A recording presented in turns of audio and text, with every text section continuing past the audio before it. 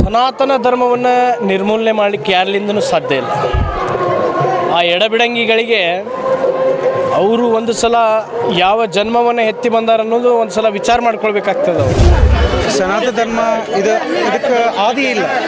ಇದು ಆದಿಕ್ಕಿಂತ ಮುಂಚೆಂತರ ಬಂದಿದ್ದು. ಇದು ಯಾರೋ ಒಂದು ಪರ್ಸನ್ ಅಥವಾ ಒಂದು ವ್ಯಕ್ತಿ ಇದನ್ನು ಬೆಳೆಸಿದ್ದಲ್ಲ. ನಮ್ಮ ಹಿಂದೂ ಸಂಪ್ರದಾಯ ನಮ್ಮ ಹಿಂದೂ ಧರ್ಮ ಯಾವ ಶಾಲೆ ಮಠ ಮಂದಿರಗಳನ್ನು ಬಿಟ್ಟಿಲ್ಲ. ಇದೇ ನಮ್ಮ ಹಿಂದೂ ಧರ್ಮ. ಹಿಂದೂ ಧರ್ಮ ಯಾವನ್ನೂ ಶಿಕ್ಷಣ ವಂಚಿತ ಇಲ್ಲ. ಹಿಂದೂ ಧರ್ಮದಲ್ಲಿದ್ದಂಥವ್ರು ಎಲ್ಲರೂ ಪ್ರಬುದ್ಧತೆಯಿಂದಿದ್ದಾರೆ. ಎಲ್ಲರೂ ಕೂಡ ಶಿಕ್ಷಣವನ್ನು ಪಡ್ಕೊಂಡೇ ಇದ್ದಾರೆ. ಸನಾತನ ಧರ್ಮವನ್ನು ನಿರ್ಮೂಲನೆ ಮಾಡಲಿಕ್ಕೆ ಯಾರಿಂದನೂ ಸಾಧ್ಯ ಇಲ್ಲ.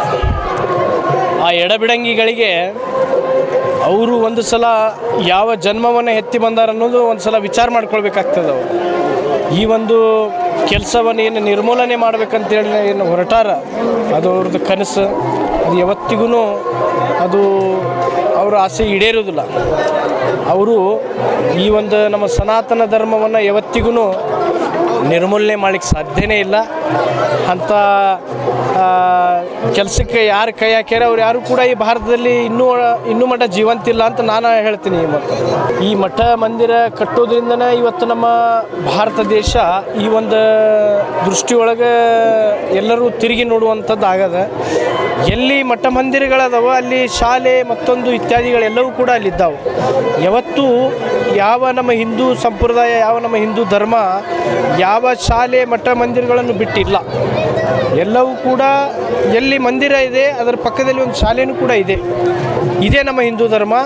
ಹಿಂದೂ ಧರ್ಮ ಯಾವನ್ನೂ ಶಿಕ್ಷಣ ವಂಚಿತ ಇಲ್ಲ. ಹಿಂದೂ ಧರ್ಮದಲ್ಲಿದ್ದಂಥವ್ರು ಎಲ್ಲರೂ ಪ್ರಬುದ್ಧತೆಯಿಂದಿದ್ದಾರೆ.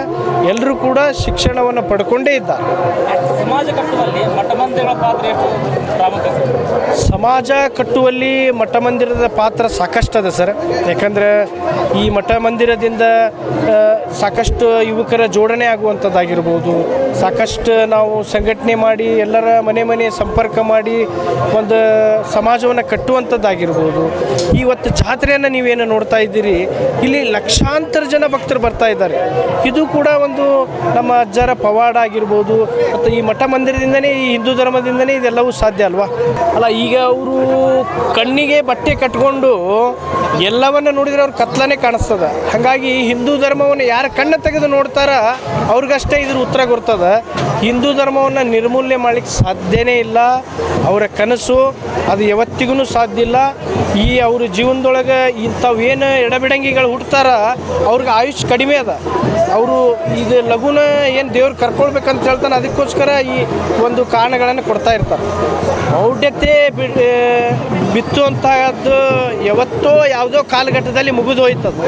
ಅದನ್ನು ಯಾರ್ಲಿಂದನೂ ಮತ್ತೊಮ್ಮೆ ಮೌಢ್ಯತನವನ್ನು ತರಲಿಕ್ಕೆ ಸಾಧ್ಯ ಇಲ್ಲ. ನಮ್ಮ ಈ ಭಾರತವನ್ನು ನಿರ್ಮಾಣ ಮಾಡಿದಂಥ ನಮ್ಮೆಲ್ಲ ಪೂರ್ವಜರು, ನಮ್ಮೆಲ್ಲ ಹಿರಿಯರು ಈ ಒಂದು ಮೌಢ್ಯತೆಯನ್ನು ಅವತ್ತೇ ತೊಲಗಿಸ್ಯಾರ. ಈಗ ಅದರಲ್ಲಿಂದ ನಾವು ಮತ್ತೆ ಹಿಂದೆ ಹೋಗ್ತೇವೆ ಅನ್ನೋದು ನಮ್ಮ ಕಾಲ್ಪನಿಕ ಬುದ್ಧಿ ಅಷ್ಟೆ. ಒಟ್ಟಾರೆಯಾಗಿ ಹಿಂದೂ ಧರ್ಮ ಅಂದರೆ ಅದೊಂದು ಶಕ್ತಿ, ಅದೊಂದು ಯುಕ್ತಿ, ಅದೊಂದು ವಿದ್ಯೆ, ಅದೊಂದು ಸಾರ್ವಜನಿಕರಿಗೆ ನಮ್ಮ ಸಂಪ್ರದಾಯಕ್ಕೆ ಶಕ್ತಿ ಕೊಡುವಂಥದ್ದು ಹಿಂದೂ ಧರ್ಮದ ಶಕ್ತಿ. ಸನಾತನ ಧರ್ಮ ಇದಕ್ಕೆ ಆದಿ ಇಲ್ಲ. ಇದು ಆದಿಕ್ಕಿಂತ ಮುಂಚೆಂತರ ಬಂದಿದ್ದು. ಇದು ಯಾರೋ ಒಂದು ಪರ್ಸನ್ ಅಥವಾ ಒಂದು ವ್ಯಕ್ತಿ ಇದನ್ನು ಬೆಳೆಸಿದ್ದಲ್ಲ. ಹಿಂಗೆ ಮಾಡಬೇಕು ಹಂಗೆ ಮಾಡಬೇಕು ಅಂತ ಅಂದಿದ್ದಲ್ಲ. ಅದು ಕಾಲಾಂತರದಿಂದ ಬಂದಂಗೆ ಬೆಳ್ಕೊತ ಇಂಪ್ರೂವ್ ಬೆಳ್ಕೊತ ಎಲ್ಲರದ್ದು ಕಾಂಟ್ರಿಬ್ಯೂಷನ್ ಬರ್ಕೊತ ಎಲ್ಲ ಜ್ಞಾನಿಗಳು ಸದ್ಗುರು ಇಂಥ ಎಲ್ಲ ತಿಳಿದವರು ಇವರೆಲ್ಲ ಅದನ್ನು ಇಂಪ್ರೂವ್ ಡೆವಲಪ್ ಮಾಡ್ಕೊತ ಬಂದಂಥದ್ದು ಇದು ಧರ್ಮ. ಹಾಗಾಗಿ ಸಿಂಧು ನದಿ ಅಂತ ಈ ಕಡೆ ಇದ್ದವ್ರಿಗೆಲ್ಲ ಹಿಂದೂ ಅಂತ ಕರೆದಿದ್ರೆ ಅದು ಹಿಂದೂ ಆಗೈತಿ. ಆದ್ರೆ ನಮಗೆ ನಾವು ಅಂದ್ಕೊಳ್ಳೋದು ನಾವು ಸನಾತನ ಧರ್ಮದವರು. ಮೂರ್ತಿಯವರು ಧಾರವಾಡದವ್ರು, ಇಲ್ಲೇ BVBನಾಗ ಕಲ್ತಾರೆ. ಅವರು ನಮ್ಮ ಮನೆ ಮಗಳು, ನಮ್ಮ ಹುಬ್ಬಳ್ಳಿ ಧಾರವಾಡ ಮನೆ ಮಗಳು. ಅದು ಪದ್ಮಶ್ರೀ ಅವರಿಗೆ ಸಿಕ್ಕಿದ್ದು ತುಂಬ ಖುಷಿ ತರ್ತಾ ಇದೆ, ಸಂತಸ ತರ್ತಾ ಇದೆ. ಹುಬ್ಬಳ್ಳಿ ಧಾರವಾಡಕ್ಕೆ ಒಂದು ಹಿರಿಮೆ. ಹೌದು, ಡೈರೆಕ್ಟ್ ಮೋದಿ ನಿರ್ದೇಶನಗೊಂಡ್ರು. ತುಂಬ ಸಂತಸ ಆಗ್ತಾ ಇದೆ. ಅದನ್ನು ಕೇಳಿದ್ದೇ ಒಂದು ಖುಷಿ. 2024 ತುಂಬ ಒಳ್ಳೆಯ ದಿನಗಳಿದೆ ಭಾರತಕ್ಕೆ. ಇದು ಹಲವಾರು ವರ್ಷಗಳಿಂದ ನಡೆದೈತಿ, ನಾವು ಒಬ್ಬರ ಅಲ್ಲ.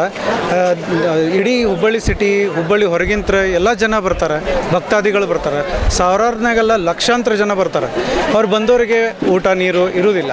ಆಕೈತಿ ಸಮಟೈಮ್ಸ್ ಆಗೋದಿಲ್ಲ. ಅವಾಗ ನಮ್ಮಂಥ ಸಂಘಟನೆಗಳು, ನಮ್ಮದು ಒಂದೇ ಅಲ್ಲ ಹಲವಾರು ಸಂಘಟನೆಗಳನ್ನ ಬಂದು ನಿಂದಿರ್ತಾವೆ, ತಾವಾಗಿ ಸೇವೆ ಸಲ್ಲಿಸ್ತಾವೆ, ಎಲ್ಲರಿಗೂ ಪ್ರಸಾದ ನೀಡ್ತಾರೆ, ಎಲ್ಲರಿಗೂ ಸೇವೆ ಮಾಡಿ ಹೋಗ್ತಾರೆ. ಸೇವಾ ಭಾವ ಬರ್ತದೆ. ಅದು ಸ್ಪೆಷಲಿ ನಮ್ಮ ಸನಾತನ ಧರ್ಮ, ಹಿಂದೂ ಧರ್ಮದಾಗಿದು ಜಾಸ್ತಿ. ಆಮೇಲೆ ನೋಡೋದಿಲ್ಲ, ಹಿಂದೆ ಮುಂದೆ ವಿಚಾರ ಮಾಡೋದಿಲ್ಲ. ಹೋಗ್ಬೇಕಾ ಕೊಡ್ತಾರೆ, ಕೈ ಬಿಚ್ಚಿ ಕೊಡ್ತಾರೆ, ಮನಸ್ಸು ಬಿಚ್ಚಿ ಕೊಡ್ತಾರೆ. ಚಲೋ ಅನ್ಸುತ್ತೆ. ಆ್ಯಕ್ಚುಲಿ ನಮ್ಮ ಕಲ್ಚರ್ ರಿಪ್ರೆಸೆಂಟ್ ಮಾಡ್ತೈತಲ್ಲ ಅದು. ಹಂಗೆ ನೋಡಿದರೆ ಜನ ಕೂಡ್ತಾರೆ. ಎಷ್ಟೊಂದು ಊರು ನಿನ್ನೆ ನೈಟಿಂತ್ರ ಎಷ್ಟೊಂದು ಜನ ಬರ್ಲಿಕ್ಕತ್ತಾರ, ಬೇರೆ ಬೇರೆ ಊರ್ಲಿಂತ್ರ. ನಿನ್ನೆ ನೈಟಿಂತ್ರ ದಾಸೋಹ ಎಲ್ಲ ನಡಿಲಿಕ್ಕತ್ತದ. ಸೊ ಚಲೋ ಅನ್ಸತಿ ಎಲ್ಲ ನೋಡಿ.